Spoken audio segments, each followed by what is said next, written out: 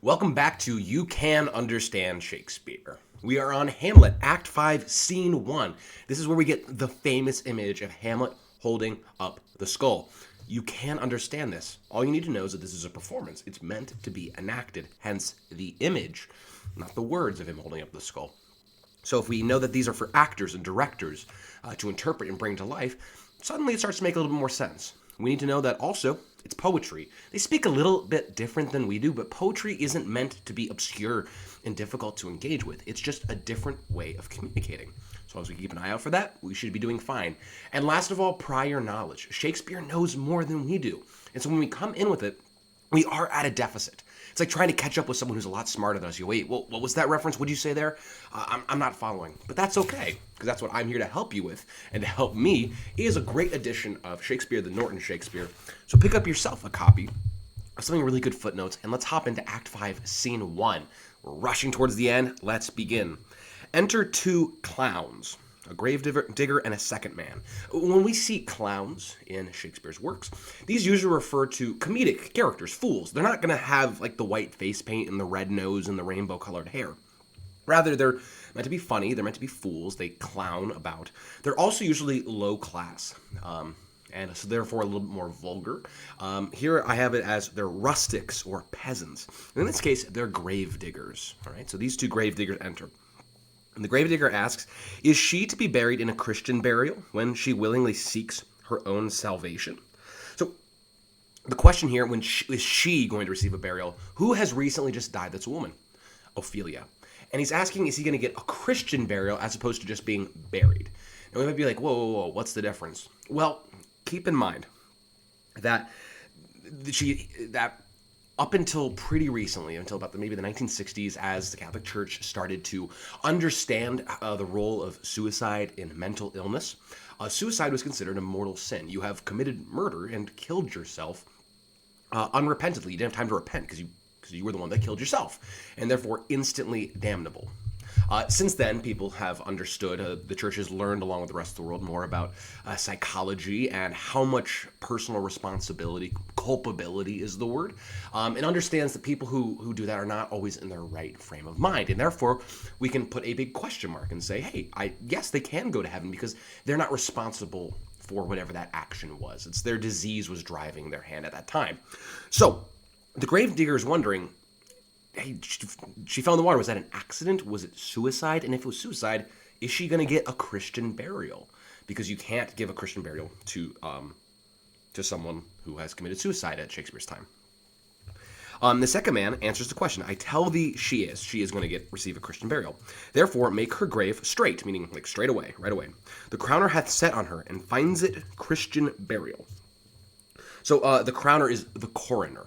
So the person who's investigated the cause of death and said it is a Christian burial, meaning that she's eligible for it. So in effect, it means that Ophelia did not drown herself on purpose.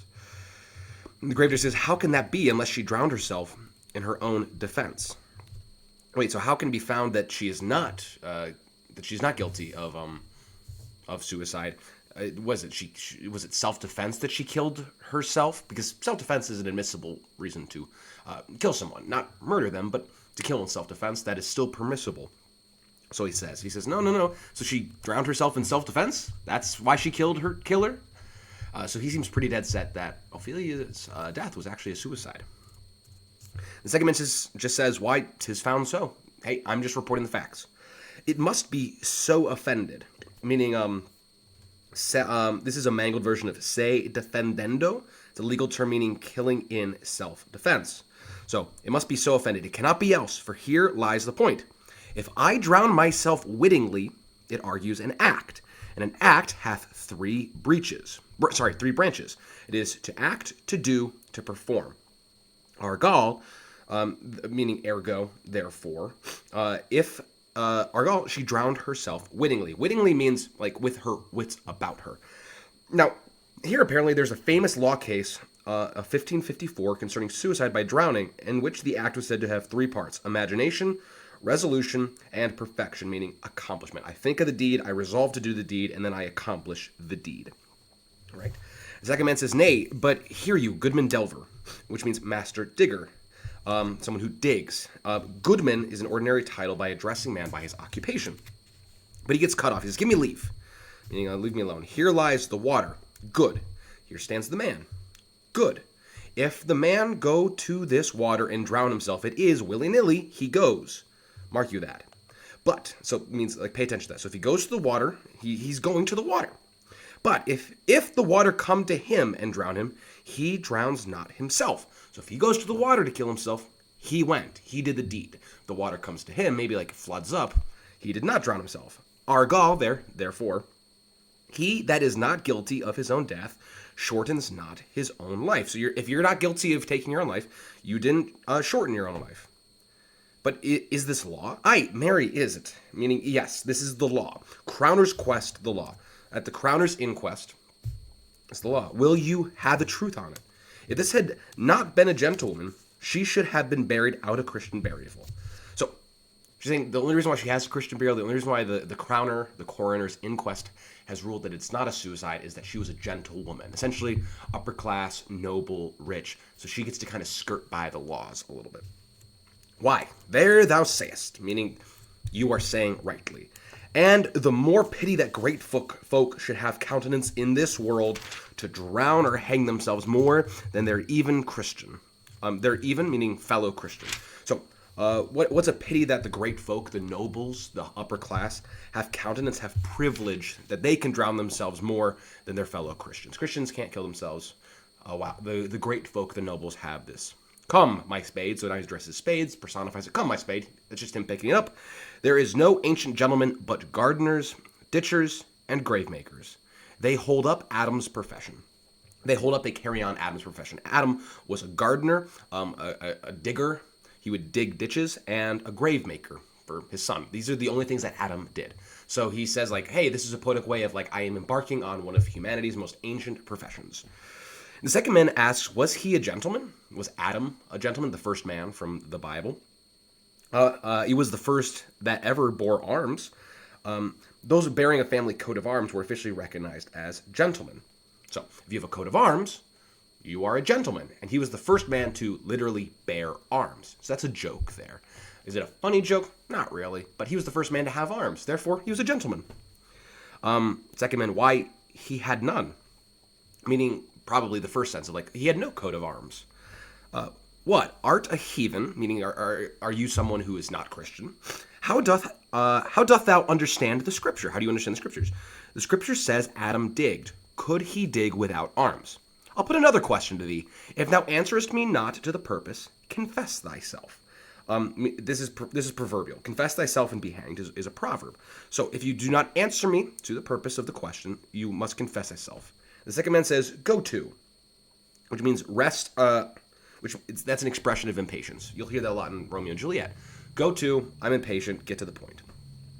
What is he that builds stronger than either the mason, the shipwright, or the carpenter? So this is a riddle. Who builds stronger than the mason, a stone mason, someone that makes things from stones, a shipwright, someone who makes ships, and a carpenter, someone who makes edifices out of wood? And the second man answers, the gallows maker, for that outlives 1,000 tenants. You think of the gallows maker, you can go to the gallows, like gallows humor, death. He who makes coffins. He who is an executioner, outlives 1,000 tenants. 1,000 tenants are people that live in a thing, right? So his work outlives the lives of everyone that uses it. I like thy wit well, in good faith. I like what you're thinking. The gallows does well, but how does it well? So the gallows serves well to the answer, but how does it do well? It does well to those that do ill. So the gallows kills those who have performed badly. In this it does well. Now, thou dost ill to say the gallows is built stronger than the church. So now you are doing wrong to say that the gallows is stronger than a church. Ergal, therefore, the gallows may do well to thee, because you have done ill, and the gallows do well to those who've done ill, to the gallows with you. This is all foolery. There's lots of wordplay amongst clowns, right? To it, again, come. So he's asking again. Who builds stronger than a mason, a shipwright, or a carpenter? Aye, tell me that and unyoke. Meaning, when you unyoke, it means rest your wits from work. You take a yoke off of an oxen. Now you can rest. Mary, now I can tell. He gets cut up at the grave there. To it, tell. Second man, mass, meaning by the mass, I cannot tell. He cannot figure out the answer to the riddle. Cudgel thy brains no more about it. To cudgel is to beat, so don't beat your brains about it anymore, for your dull ass will not mend his pace with beating. Dull ass, referring to a donkey. A donkey is dull, and if you beat it, he will not mend, meaning improve his pace. You're not going to make a donkey walk faster by beating it, and the donkey here is your brain. And when you are asked this question next, say, a grave maker. The question is, well, who builds stronger than a mason, a shipwright, or a carpenter? It's a grave maker. They're the ones that make the coffin. So I kind of got that mixed up a little bit earlier with the gallows maker. Gallows makers kills wrongdoers, but a grave maker has the houses he makes lasts till doomsday, till the end of the world, because he puts people into the coffin and that's where they live until doomsday. Go, get thee in and fetch me a stoup, meaning a flagon, of liquor. And the man leaves to go get him some liquor, and the grave digger is going to dig and sing. And his song is, in youth when I did love, methought it was very sweet to contract the time for a my behove. To contract means to shorten. The time for a my behove, my advantage. Oh, methought there was nothing a meet. Right? So this is a garbled version of Thomas Lord Vow's poem, The Aged Lover Renounceth Love. The extrametrical ahs are probably grunts. So, like, to contract the time for my behove. Enter Hamlet and Horatio. So, Horatio has met up with Hamlet. Remember, Hamlet sent him a letter and said, come meet me. I have returned. The pirates kidnapped me. I've been returned. Come meet me. So, they met. And the Hamlet is going to ask a comment on the gravemaker. It says, has this fellow no feeling of his business? He sings in grave making. That apostrophe A means he. So does he have no sense of what his business is about? Does not care about it? He's singing. This isn't appropriate. He's a grave maker. Horatio responds, custom hath made it in him a property of easiness. So custom, what is customary for him, what his habit is, he's so used to this that it has become a property of easiness. He feels at ease. Being in a grave, digging graves, it no longer feels maybe sacred or even like scary because he's just so used to it. So he's singing. 'Tis e'en so, meaning it is even so. The hand of little employment hath the daintier sense, meaning has more delicate feeling because it's not hardened by calluses. So the hand that has little employment, that hand that hasn't done a lot, that hasn't dug a lot of holes or done a lot of work, hath a daintier sense. It's more delicate because it hasn't been used. If my hands are super calloused, I don't have a lot of feeling. And the gravedigger is still singing. But age with his stealing steps hath clawed me in his clutch, and hath shipped me into the land as if I had never been such. Ship me into the earth. So age, remember this is still the song, the aged lover renounceth love. Before he's singing I have love, now he's saying my age has put me into the ground. And he tosses up a skull. Hamlet grabs the skull. Says that skull had a tongue in it and could sing once. So he's looking at the gravedigger. Says this skull had a tongue at one point. Now it doesn't, just a skull. And it could sing once. So he's reflecting like this used to be a human being. This gravedigger here, like he has a skull. This was once a human being. How the knave jowls it to the ground as if it were Cain's jawbone that did the first murder. So the knave, the gravedigger, he slams it to the ground. He's like, this was a human being's skull. And that guy's just so callous with it. As if it were Cain's jawbone. Cain is the first murderer, son of Adam and Eve. The jawbone could be a reference to Samson. Samson kills a number of his enemies. Samson's also from the Bible, a strong judge of Israel. He had the long hair that gave him his strength. So he kills a ton of people using the jawbone of a donkey. He takes the donkey's jawbone and he kills a ton of people. So could be putting those two stories together. As if it were Cain's jawbone that did the first murder. So if it was Cain's jawbone that did the first murder, it'd be a weapon of reproach, so cast it aside. But this was a skull's head, or this was a human's head. This might be the pate head of a politician, which the ass now o'erreaches, one that would circumvent God, might it not? So he's saying this might be the pate, this might be the head of a politician. If the ass, that's the donkey, now o'erreaches, means reaches over or overtakes. A politician was a schemer for political advantage. Horatio responds, it might, my lord.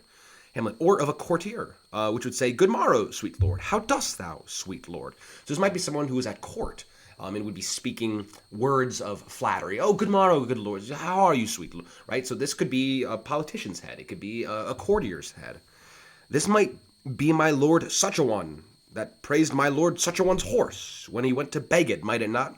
And such a one is just sort of like a fill in the blank. This might be Lord fill in the blank, would praise Lord fill in the blank's horse. Again, the courtier.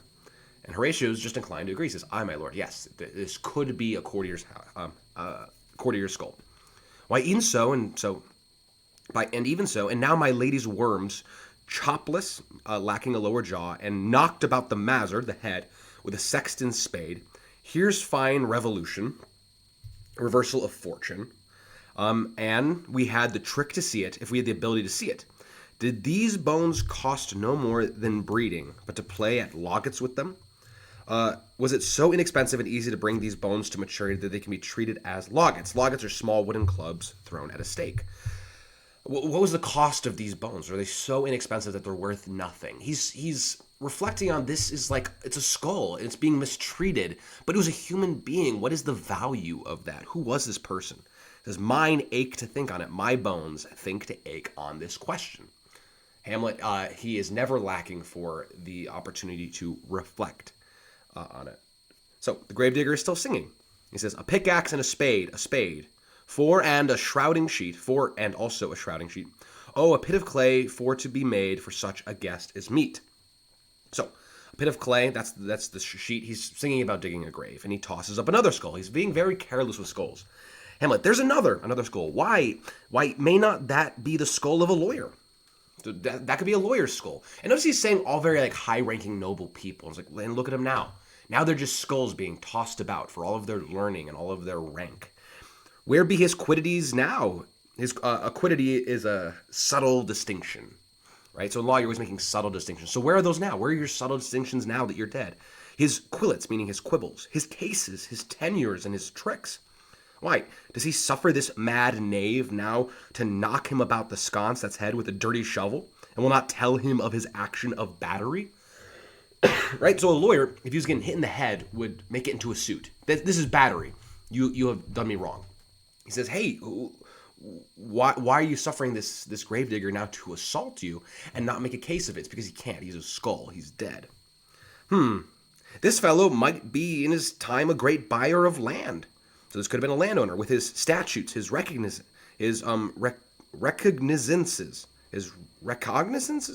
I can't pronounce that word. You can read it. His recognizances. His fines, his doubles, vouchers, all things that have to do with owning land. His recoveries to have his subtle pate head full of fine grated dirt. Will vouchers vouch him no more of his purchases? Vouchers vouch him, meaning will these vouchers he's taken guarantee him no more of his purchases? And doubles than the length and breadth of a pair of indentures. Doubles are duplicate purchases.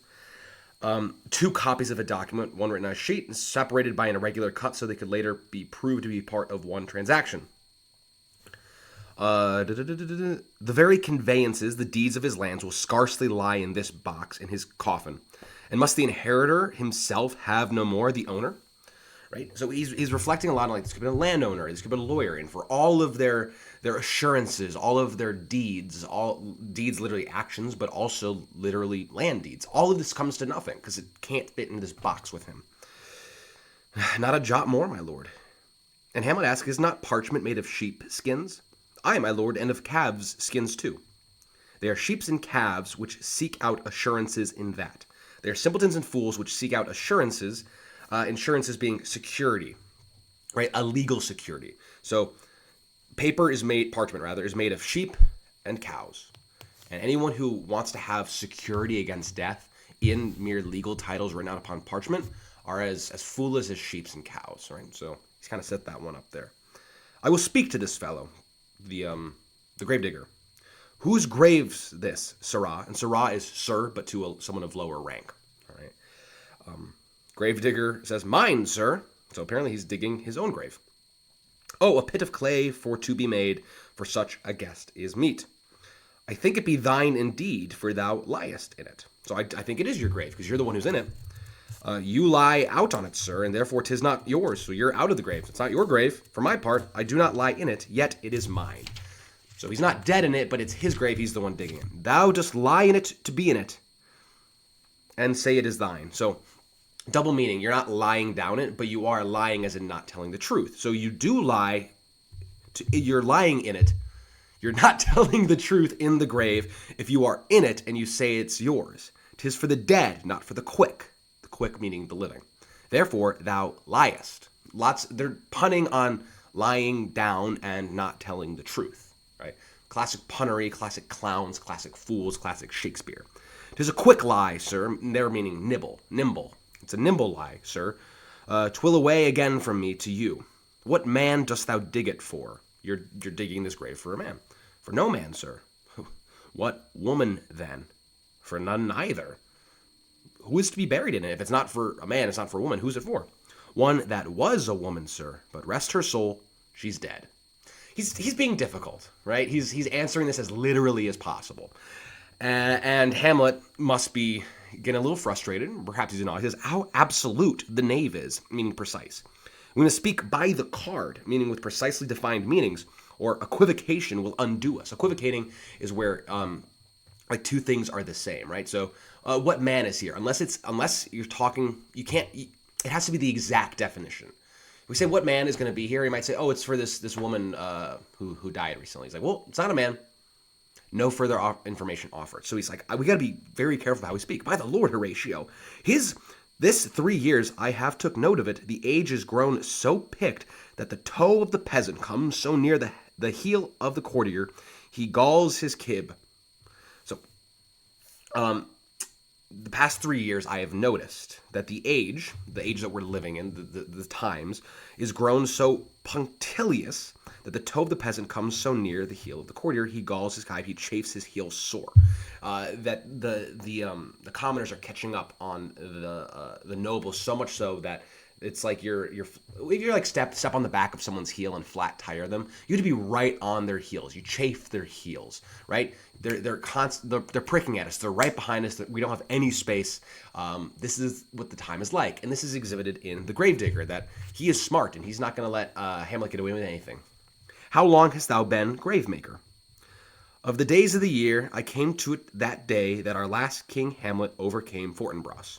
So he's been a gravedigger since King Hamlet, the last one, overcame Fortinbras. How long is that since? Cannot you tell that? Every fool can tell that. So you're asking me when King Hamlet overcame Fortinbras? Everyone knows when that was. It was that very day that young Hamlet was born. He that is mad and sent into England. Okay, so we're getting a little bit of insight. The day Hamlet, the one here, was born, was the day that his father beat Fortinbras. Very interesting day. So he's some 20-something years ago. And he refers to young Hamlet as someone who was mad and was sent to England. And Hamlet's going to keep his identity secret. He says, "Aye, Mary, why was he sent into England? Why, because he was mad. He shall recover his wits there, or if he do not, 'tis no great matter there. If he does not become sane there, it doesn't matter there." And he says, why? Well, 'twill not be seen in him there. There the men are as mad as he. So if he remains insane in England, it doesn't matter, because everyone's in England is insane. Keep in mind who's putting this play on and who's listening to it. It's in England. This is a little bit of a jab at his audience, at their times, at their culture. It's sort of a fun thing. It's like when a stand-up comedian comes and is like, my favorite city is here. It's like, yeah, Grand Rapids is your favorite city, right? It's sort of that sort of wink to the audience. How came he mad? How came Hamlet to be mad? Very strangely, they say. So he strangely became mad. How strangely? Faith, e'en with losing his wits. So upon what ground? Meaning from what cause? The gravedigger takes him to mean in what country? Why, here in Denmark. So upon what ground means like, what was the cause? What was the grounds of this happening? But when he says upon what ground, remember, the gravedigger takes him literally. So he goes, why, here in Denmark. That's the ground. I have sexton here, men and boys, 30 years. So I've been sexton here, man and boy, 30 years. I don't know what a sexton is. But he's been here for 30 years. How long will a man lie in the earth ere he rot, before he rots? Faith, if he be not rotten before he die, as we have many pocky corpses that will scarce hold the laying in. Pocky meaning that they're riddled with venereal disease that will hardly keep from disintegrating during their burial rites. So, if he isn't covered with disease, filled with pox, right, it will last you some 8 year or 9 year.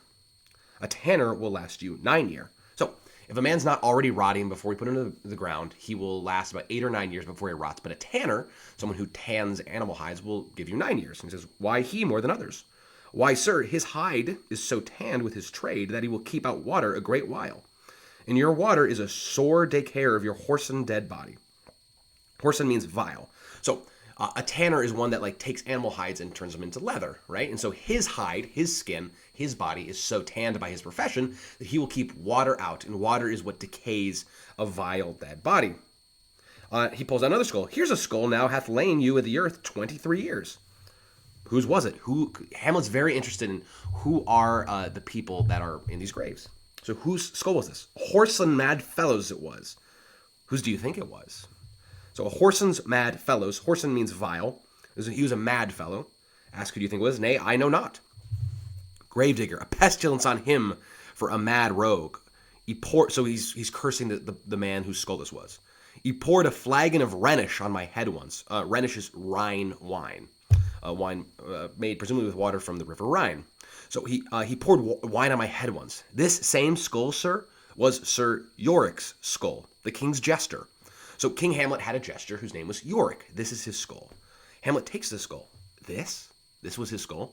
He says, even that, meaning, yep, even that. That's the one. And here's the famous one. Alas, poor Yorick. I knew him, Horatio. So he looks at the skull, and this is the famous Hamlet contemplating the skull. Alas, poor, oh no, poor Yorick, poor because he's dead. He remarks, I knew him, Horatio. I knew this man whose skull I'm holding. A fellow of infinite jest. So he had unlimited humor, because he was the king's jester. Of most excellent fancy, imagination. He hath bore me on his back 1,000 times. So he legit gave me piggyback rides. Because he died 23 years ago, so Hamlet would have been a kid. And now, how abhorred in my imagination it is, how disgusting it is to think of me on his back, because he's dead. My gorge rises at it, like he wants to vomit. Here hung those lips that I have kissed, I know not how often. So upon the skull, there was lips here that I kissed. Where be your jibes now, your gambols, your songs, your flashes of merriment that were wont to set the table on a roar? So where are all the jokes and all the songs that you did? You're just a skull now. Not one now to mock your own grinning. So there's no one here to mock you for your grinning. Quite chapfallen, meaning dejected, also means someone who has dropped or lost a lower jaw. Now get you to my lady's table and tell her, let her paint an inch thick. To this favor she must come, make her laugh at that. So get you to my lady's table. That could be his mother, that could be Ophelia. But tell her to paint an inch thick, to put on the makeup. Because to this appearance, what you look like, she will come. She's going to die and look like a skull to you. So she put on makeup to hide how grisly her appearance is going to be. And remember, Hamlet is kind of obsessed with the women in his life. He has a real problem with their cosmetics. He has a real problem with them painting an inch thick. He finds it hiding something vile. And so he's saying, hey, you skull, go tell the women to cover up the death that they are going to become. Make her laugh at that. Make it a joke. Prithee, Horatio, meaning I pray thee, Horatio, tell me one thing. What's that, my lord? Dost thou think Alexander looked at this fashion of the earth? Alexander the Great. So he says, do you think that Alexander the Great, the conqueror of the earth, or at least his section of it, do you think that he looked like this when he was buried in the earth? Horatio says, even so. Yeah, of course. He decayed. Hamlet, and smelt so? Pah! So he smells bad. Even so, my lord. To what base uses we may return, Horatio? So base means low. So to like what little we return to, we just turn to bones, Horatio. Why may not imagination trace the noble dust of Alexander till he find it stopping a bunghole? So Alexander turns to dust, and that dust can be made into a stopper of a bunghole. A bunghole is the opening of a cask. Like if you have a cask of wine, you put a bunghole in, or you put a stopper in to stop the bunghole so the wine doesn't come out. Alexander can, this great conqueror of the world turns to dust, and that dust becomes just a cork to stop a bunghole. This great conqueror of the earth is used to stop wine. We come to base use. These glorious human beings are made so low in death. So he's really contemplating death here, right? To consider too curiously to consider so. So if we were to consider too over subtly, we'd consider it in this manner. No, faith, not a jot. But to follow him thither with modesty enough and likelihood to lead it. Alexander died. Alexander was buried. Alexander returneth to dust. The dust is earth. Of earth we make loam, a mix of clay and straw is used as plaster. And why of that loam, whereto he was converted, might they not stop a beer barrel? Imperious Caesar. So that's his reasoning, right? To consider too curiously, to consider so. This thing that you are considering, it's too curious, it's too oversubtle for us to consider it. And he says, no, in faith, not a jot. It's not too curious. Follow me. I'm gonna talk you through how Alexander could come to stop a bunghole. And now he's gonna turn from Alexander to another great man, so to speak, a big conqueror of the world. Imperious Caesar, dead and turned to clay, might stop a hole to keep the wind away. Oh, that the earth, which kept the world in awe, should patch a wall to expel the water's flaw. So, Caesar, who conquered the world, he held the earth, he held the world in awe by how majestic and ruling he seemed. He can turn to dust, and that dust can turn into clay, and that clay will be used to stop a hole in the wall, to stop wind from coming in. And when it says that the earth which kept the world in awe, he's very much going off this idea that humans are made of dust. They're made of clay. They're made of the earth, because this comes from the Bible. Adam was formed out of clay. So oftentimes you can refer to a human being as earth or dust. It's a very, very base way of referring to someone when they're dead. So he's reflecting on these great men and how they have just been turned to dust and now are nothing. Death is on his mind, and he's very poetic. He's thinking about perhaps his father. He's thinking perhaps about Claudius, maybe himself. Remember, he himself is pretty suicidal. He's wrapped up in this, but he is held off. And he says, but soft a while means but wait. Enter king, queen, Laertes, and the corpse of Ophelia with other lords and priests. Here comes the king, the queen, the courtiers. Who is this they follow with such maimed rites, with meaning such truncated ceremonies, curtailed rituals? They're doing this very quickly. This doth betoken the corpse they follow did with desperate hand fordo it own life. So the way that they are doing this ceremony sort of communicates that whoever this corpse is a suicide. Furthermore, cementing that Ophelia actually probably killed herself rather than having it be an accident. 'Twas of some estate, meaning someone of importance. This corpse was of some estate, was of some importance. She had an estate, she was noble. Couch we a while and mark. Let's lie low a while and mark, meaning watch. So Hamlet and Horatio stand aside. Laertes asks, what ceremony else?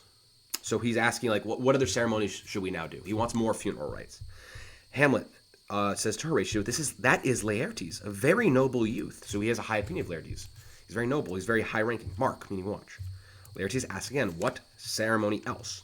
Priest, her obsequies have been as far enlarged as we have warranty, as we have proper. Obsequies are like funeral rites. So we have done as much as we are warranted to do, as much as we are sanctioned to do. Her death was doubtful, meaning it could have been a suicide. But that great command o'ersways the order, she should in ground unsanctified been lodged to the last trumpet. So, and if royal authority had not prevailed over the usual ecclesiastical procedure. So that great command o'erswayed the order. There's a general church order of doing things, but the great command, the royal command, has o'erswayed that, has passed it over. She should be in unsanctified, meaning unholy ground. Cemeteries would be sanctified. They'd be made holy. So you're buried in holy ground as opposed to just outside the cemetery, just in the earth. She should be lodged there to the last trumpet, meaning the last judgment, until Christ comes again and all the dead rise for judgment. For charitable prayers, flints and pebbles should be thrown on her. So instead of receiving our charitable prayers that we're giving her, she should have been thrown on flints, rocks. They should have been thrown on her. Yet here she is allowed her virgin krantz. Virgin krantz, her maiden struments, and the bringing home of bell and burial. So there's rather than all this, I'm not sure what virgin krantz are. My guess is perhaps like a gown. Her maiden struments are flowers strewed over her casket or grave. So throughout Northern Europe, funerary flowers of an unmarried girl often included a special wreath that was sometimes afterward hung in the church. Oh, and krantz are garlands. So she's given virgin garlands, meaning she never married. So it's like, oh, she gets those. See, that's why footnotes are so important. I'm reading this and I'm like, what's a krantz? I don't get it. And now it goes, oh, there's actually this level of, like, instead of flints and pebbles on her for the sin that she committed, that they believed, instead she's getting all of these honoraries and flowers and whatnot. And she has the bringing home of bell and burial, meaning taking her to a resting place with ritual passing bells and a funeral service, when instead she should have just been buried in the earth. Must there no more be done? No more funeral rites? No more be done. We should profane the service of the dead to sing a requiem in such rest to her as to peace-parted souls. Peace-parted souls are those who died peacefully, those who died in the Lord's grace, so to speak. He says, we're doing all the other dead a disservice to bury her. He's pretty convinced that she was a suicide. And again, we now have more knowledge on what mental illness is like. We now have much more sympathy for those who've committed suicide. They believe that she is dead and damned. And he believes that this is a sort of a farce and a desecration, a travesty to church service, to the peacefully dead, to the saints in heaven for what they're doing. They see this as like we are doing something unholy in doing this. Laertes, of course, this is his sister. He can't deal with that, and he's super upset. He says, "Lay her in the earth, bury her, and from her fair and unpolluted flesh may violets spring." So she should turn into dust and earth, and fair violets can sprout from her. "I tell thee, churlish priest, a ministering angel shall my sister be when thou liest howling." So he says, when you lie howling in hell. When you die, you're going to go to hell, but my sister will be an angel in heaven. So he's very content on this. Ophelia's body is laid in the grave. And Hamlet realizes what? The fair Ophelia? Gertrude steps forward, scattering flowers on the grave. Sweets to the sweet, so flowers to the sweet girl. Farewell. "I hoped thou shouldst have been my Hamlet's wife." We wanted her to be her daughter-in-law. "I thought thy bride bed to have decked, sweet maid, and not have strewed thy grave." I thought that I was going to deck your bride bed with flowers and not put flowers on your grave. Laertes, "Oh, treble woe fall 10 times double on that cursed head, whose wicked deed thy most ingenious sense deprived thee of."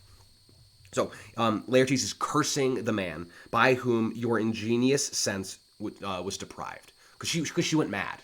So triple woe fall 10 times double. It's three times fall, 10 times fall double. Lots of curses on the head of who the wicked deed took away your ingeniousness, on Hamlet, right? "Hold off the earth a while." So he says, "Stop burying her till I have caught her once more in my arms." So he leaps into the grave to hold Ophelia in his arms once more. "Now pile your dust upon the quick and dead."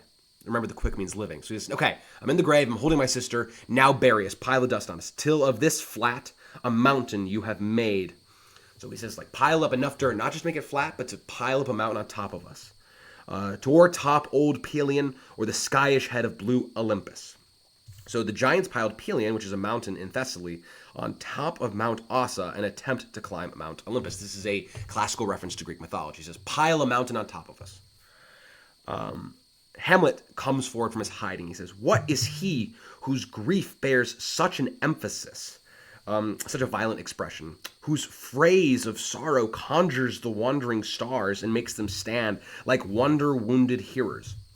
His phrase of sorrow, the things that you are saying, is causing the planets in the sky to stop and wonder at what you're saying. Meaning he is really expressing his sorrow in a majestic and awe-inspiring way. He announced himself, "This is I, Hamlet the Dane." Now, that is normally a title of the King of Denmark, so he has kind of just announced himself as the rightful King of Denmark. That's also a big title, and he's revealed himself to all these people who did not know he was here.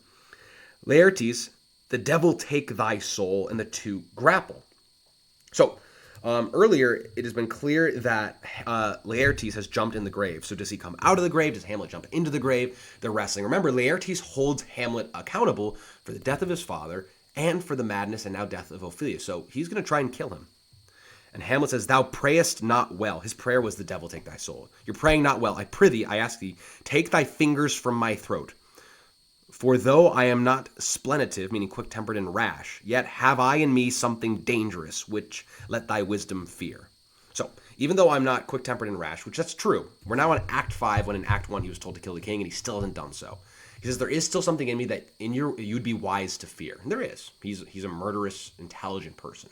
So, he's threatening him. He says, "Hold off thy hand." The king says, "Pluck them asunder," meaning to pluck something asunder would be to tear them apart. So, part them.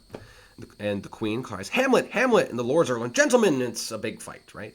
"Good, my lord, be quiet." And so Horatio has also held Hamlet back. "Why, I will fight with him upon this theme until my eyelids will no longer wag," meaning until I no longer blink. And the queen says, "Well, oh, my son, what theme?" So what is the theme that you're going to fight him about? And Hamlet says, I loved Ophelia. 40,000 brothers could not, with all their quantity of love, make up my sum. So he has claimed that he has loved Ophelia a ton, and he didn't really treat her that way, or maybe he did, and he just had a weird way of trying to protect her, but also he was really abusive, was awful to her, and kind of drove her mad. He had a really weird way of showing it. Hamlet is not the innocent boyfriend of the dead girl, right? He probably is pretty responsible, but that's up for you to sort of figure out with your reading group. He says 40,000 brothers, even if you had Laertes times 40,000, their love would not equal the love that I had for her. What wilt thou do for her? Oh, he is mad, Laertes, so he finds that Hamlet is mad. For the love of God, forbear him, meaning let him alone. Swoons means by Christ's wounds, show me what thou'lt do. Wilt weep, wilt fight, wilt fast, wilt tear thyself? So are these the things that you're going to do to mourn Ophelia? Will you weep? Will you fight? Will you fast, like not eat? Will you tear yourself? Maybe literally cut yourself up, tear at your skin, rip your clothes open, right? Ripping your garment was a sign of grief in the ancient world. Wilt drink up easel, meaning vinegar, eat a crocodile? I'll do it. Dost come here to whine, to outface me with leaping in her grave? Did you come here just to whine and to prove that you have more love for her and more grief for her than I do by leaping into her grave? Be buried quick with her, and so will I. If you're buried alive with her, I will too. And if thou prate, if you're talking of mountains, let them throw millions of acres on us till our ground, singeing his pate, his head, against the burning zone, the sun's sphere, make Ossa like a wart. Ossa is that Greek mountain we referred to earlier. So that big mountain that was piled up, it'll be like a wart. Our mountain. He's just having a pissing contest. He's just like, oh, if you're going to get piled up with a mountain, my mountain's going to be so much higher that this earth is going to be right up against the sun. That's how high we're going to build our mountain. Nay, and thou'lt mouth, and if you speak excessively, I'll rant as well as thou. Meaning I can rave and rant like a madman, even better than you. Queen, this is mere madness, and thus a while the fit will work on him, anon, meaning soon, as patient as the female dove. When that her golden couplets are disclosed, his silence will sit drooping. So he says, everything he's saying, it's just madness. He's just mad. It could be from grief. It could be because they all believe that he's mad. So he says the fit is gonna work on him. If we're all just patient, and apparently the female dove is patient, that when her golden couplets, her chicks are hatched, then her silence will sit droop. We just have to wait the span of time of a dove waiting for her chicks to hatch, and then this madness will pass. Hear you, sir, what is the reason that you use me thus? I loved you ever. So he's saying, like, Laertes, why are you using me this way? Why are you abusing me this way? I have always loved you. But it is no matter. Let Hercules himself do what he may. The cat will mew, and dog will have his day. Laertes' Herculean ranting. My day will come. That's the footnote. So, Hercules, strong man, right? To do something Herculean means to like be larger than life. And so Laertes' Herculean ranting, it's like, this is larger than life. So Hercules can do what he may. The cat will mew, the dog will have his day. It doesn't matter what you do. I will have my day to do what I shall do. And he leaves. The king says, I pray thee, good Horatio, wait upon him. So Horatio, go after him, talk to him. Horatio is the common sense guy, right? And he will pull the Laertes aside, strengthen your patience in our last night's speech. So their speech to kill Hamlet, that was last night. So he says, strengthen your patience, be patient, and let your patience be strengthened by what we talked about. We'll put the matter to the present push. I mean, we're going to test it. We're going to put the matter to the test immediately. We're going to kill a Hamlet. Just be patient. And now he says to Gertrude, good Gertrude, set some watch over your son. This grave shall have a living monument, a lasting memorial, hinting that Hamlet, now living, will soon be sacrificed to Ophelia's memory. An hour of quiet thereby shall we see, till then in patience our proceeding be. So they're all going to have an hour of silence for this, and then our patience we can proceed with. So let's all just be patient a little bit while longer, and they all leave. Okay, so Hamlet and Laertes have come to blow. The king is now going to set in action his plan to kill Hamlet. Hamlet is here, and he is now having some beef with Laertes. He's announced his presence. He has reflected on death. And now we are zooming towards the end. So let's hurry up and get there, and I will see you next time. Thanks so much for listening.